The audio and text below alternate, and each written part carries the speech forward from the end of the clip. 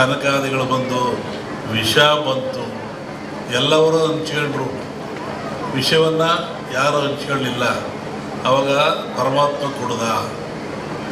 ಆವಾಗ ಅವನಿಗೆ ಯೋಚನೆ ಆಯಿತು, ಸಕಲ ಸಂಪತ್ತೆಲ್ಲ ಕೊಟ್ಟುಬಿಟ್ಟೆ ನಾನು, ಸಮುದ್ರದಲ್ಲಿ ವಿಷವೂ ಬಂದುಬಿಡ್ತು, ಇದನ್ನು ನಾನು ಕುಡಿದೆ, ಇದರಿಂದ ಪಾರಾಗೋದು ಹೇಗೆ? ಬಹುಶಃ ಈ ವಿಷ ಈ ಜನರ ಮೇಲೆ ಹೋದರೆ ಏನಾಗ್ತಿತ್ತು, ಕಾರ್ಕೋಟ ವಿಷ. ಅದಕ್ಕೆ ಯೋಚನೆ ಮಾಡಿ ಈ ಧನ್ವಂತರಿಯನ್ನು ಕೊಟ್ಟ. ಈ ಧನ್ವಂತರಿ ಎಲ್ಲಿಂದ ಬಂತು ಅಂದರೆ ಸಮುದ್ರದಿಂದ, ನೀರಿನಿಂದ, ಸಾಗರದಿಂದ ಬಂತು. ಇದು ಆ ಒಂದು ದೇವತೆಯ ರೂಪದಲ್ಲಿ ಬಂತು. ನಮ್ಮಲ್ಲಿ ಕೇಳಲಿಕ್ಕೆ ಹುರುಳಿ, ಕಾಮತ್ತು ಎಲ್ಲ ಬಂದಿದ್ದರು ಈ ವಿಚಾರವಾಗಿ. ಕೆಲವು ಸೂಚನೆಗಳನ್ನು ಹೇಳಿದ್ವಿ ನಾವು. ನೀವು ಯಾಗ ಮಾಡುವಂಥ ಜಾಗದಲ್ಲಿ ವೃಕ್ಷ ಇರಬೇಕು, ಅಲ್ಲಿ ಒಂದು ಹುತ್ತ ಇರಬೇಕು, ಅಲ್ಲಿ ಒಂದು ಎಕ್ಕದ ಗಿಡ ಇರಬೇಕು, ಮತ್ತು ಸಮುದ್ರ ಪೂಜೆಯನ್ನು ಮಾಡಬೇಕು. ಯಾಕೆಂದರೆ ಮೂಲ ಸಮುದ್ರವೇ ಮೂಲ. ಇದಕ್ಕೆ ಗಿಡ, ವೃಕ್ಷ, ಬಳ್ಳಿ ಇದಕ್ಕೆಲ್ಲ ಸಮುದ್ರವೇ ಮೂಲ. ಅಲ್ಲಿಂದ ತರಬೇಕು. ಹೀಗಾಗಿ ಈ ಒಂದು ಯಾಗ ಭಾಳ ಚೆನ್ನಾಗಿ ನಡೀತಾ ಇದೆ ಭೂಮಿ ಮೇಲೆ. ಅದರಲ್ಲೂ ಈ ಕರಾವಳಿ ನಡೆದಿದ್ರೆ ಅತ್ಯಂತ ಮನುಕುಲಕ್ಕೆ ಆದರ್ಶವಾಗಿರ್ತಕ್ಕಂಥದ್ದು, ಪ್ರಾಯಶ್ಯವಾಗಿರ್ತಕ್ಕಂಥದ್ದು, ದೀರ್ಘಾಯುಷ್ಯದ ಗುಟ್ಟನ್ನು ನಮ್ಮವರು ಕೊಟ್ಟಿದ್ದಾರೆ. ಪ್ರಕೃತಿಯ ಗುಟ್ಟನ್ನು ಭೇದಿಸ್ತಕ್ಕಂಥ ಅಟ್ಟ ಇನ್ನೇನು ಇಲ್ಲ. ಪ್ರಕೃತಿ ಎಲ್ಲ ಕೊಟ್ಟುಬಿಟ್ಟಿದೆ. ಅದರ ಗುಟ್ಟನ್ನು ಭೇದಿಸಿ ಮನುಷ್ಯ ಉಪಯೋಗ ಪಡಿತಕ್ಕಂಥದ್ದು, ಆರೋಗ್ಯವಂತನಾಗ್ತಕ್ಕಂಥದ್ದು. ಹೋಮಗಳಂದರೆ ಏನು? ಹೋಮವನ್ನು ಯಾತಕ್ಕೋಸ್ಕರ ಮಾಡ್ತಾರೆ? ಅದರ ಉದ್ದೇಶ ಏನು? ಒಂದು ಕಲ್ಪನೆ ಆಧ್ಯಾತ್ಮಿಕ ಚಿಂತನೆ, ಮತ್ತೊಂದು ಕಲ್ಪನೆ ವೈಜ್ಞಾನಿಕವಾಗಿ ಚಿಂತನೆ. ನಾವು ಏನೇ ಮಾಡಿದರೂ, ಯಾವ ಕೆಲಸ ಮಾಡಿದ್ರು, ಯಾವ ಧರ್ಮ ಸಹಿತ ಅದು ವಿಜ್ಞಾನಕ್ಕೆ ಒಳಪಡಬೇಕು. ವಿಜ್ಞಾನಕ್ಕೆ ಒಳಪಡದೆ ಹೋದರೆ ಧರ್ಮ ಆಗಲ್ಲ, ಸತ್ಯ ಆಗಲ್ಲ, ನಂಬಿಕೆ ಆಗಲ್ಲ, ಅಜ್ಞಾನದ ಪರಮಾವಧಿ ಆಗ್ತದೆ. ಅದು ಹೋಮದಲ್ಲಿ ಏನಿರ್ತದೆ? ವನಸ್ಪತಿಗಳನ್ನು ಹಾಕ್ತಾರೆ, ಆಜ್ಯವನ್ನು ಹಾಕ್ತಾರೆ, ಅಗ್ನಿಯನ್ನು ಕೊಡ್ತಾರೆ. ಈ ಗಿಡಮೂಲಿಕೆಗಳು ಅಂತ ಹೇಳಿದ್ರು ನಾನು.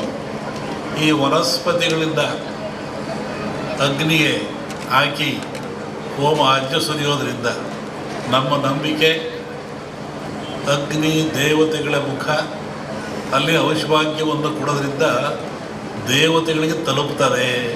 ಆವಾಗ ನಾಡು ಸಮೃದ್ಧಿಯಾಗಿರ್ತದೆ, ರೋಗ ರುಜಿನ ದೂರವಾಗ್ತದೆ. ಒಂದಾದರೆ ಅಗ್ನಿಯನ್ನು ಆರಾಧನೆ ಮಾಡಿದವರು ಯಾರು?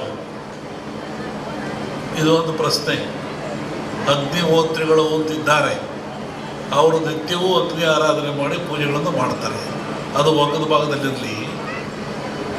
ಜಗತ್ತಿನ ಯಾವ ಸಮಾಜ ಇರಲಿ, ಯಾವ ಜನ ಇರಲಿ, ಯಾವ ಕುಲ ಇರಲಿ, ಯಾವ ಪಂಥ ಇರಲಿ, ಅಗ್ನಿಯನ್ನು ಆರಾಧನೆ ಮಾಡದಿರೋರು ಯಾರು?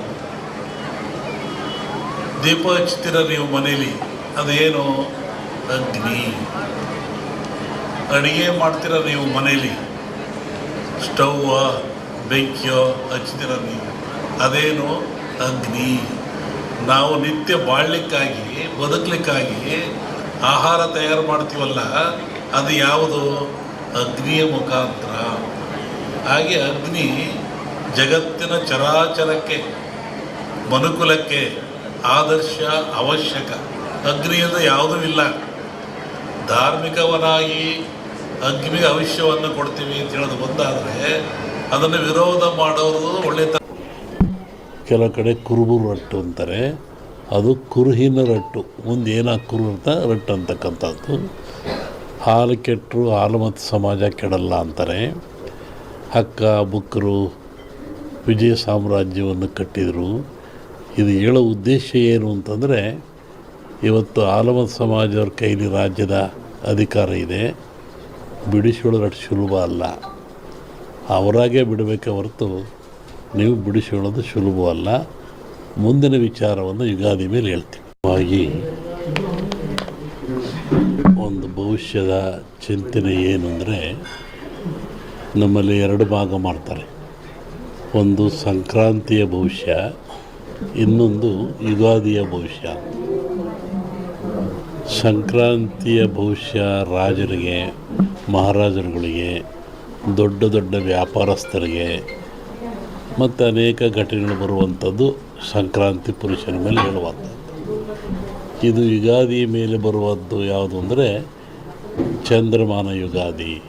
ಚಂದ್ರನನ್ನು ಆಧಾರವಾಗಿರಿಸಿಕೊಂಡು ಮಳೆ, ಬೆಳೆ, ನಾಡಿನ ಸುಭಿಕ್ಷತೆ, ಆಗುಹೋಗುಗಳು, ರಾಜರು, ಆಳ್ವಿಕೆಗಳು, ಅವಘಡಗಳು, ದುಃಖ ದುಮ್ಮಾನಗಳು, ಸಂತೋಷಗಳು, ಇದ್ರ ಮೇಲೆ ಹೇಳುವಂಥದ್ದು ಯುಗಾದಿಯ ಸಂವತ್ಸರ ಫಲ ಅಂತ. ಇನ್ನೂ ಒಂದು ತಿಂಗಳು ಲೇಟ್ ಇದೆ ಯುಗಾದಿ. ಅದರಿಂದ ಆ ಫಲಗಳ ಹೇಳೋದು ಸ್ವಲ್ಪ ಕಷ್ಟ. ಈಗ ನೀವು ಕೇಳುವಂಥದ್ದು ಏನು ಅಂತಂದರೆ ಮಳೆ ಬೆಳೆಗಳು, ಆರೋಗ್ಯ ಮುಖ್ಯವಾಗಿ.